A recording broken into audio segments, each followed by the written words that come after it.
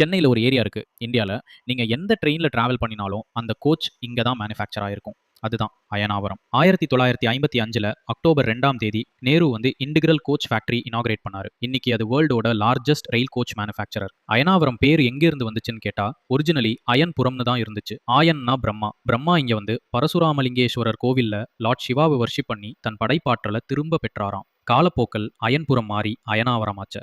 1946ல பிரிட்டிஷ்காரங்க இந்த ஏரியாவை சென்னை சிட்டி கோடு மர்ஜ் பண்ணாங்க. அப்புறம் தான் real development. ICF colonies, Perambur loco works, Ayanavaram bus depot, full transport and industrial hub மாதிரி க்ரோ ஆச்சு. வர்ஷிப் ஸ்பாட்ஸ்ல பரசுராமலிங்கேஸ்வரர் கோவில், காசி விஸ்வநாதர் கோவில், மஸ்ஜிதே மோசம், டான்போஸ்கோ சர்ச், எல்லா மதத்தினரும் பீஸ்ஃபுல்லா இருக்காங்க. ஸ்கூல்ஸ்ல WPA Soundarapandian higher secondary school, Arangaiah Naidu middle school, Bethel, matric ஜெனரேஷன்ஸா இங்க படிச்சிருக்காங்க.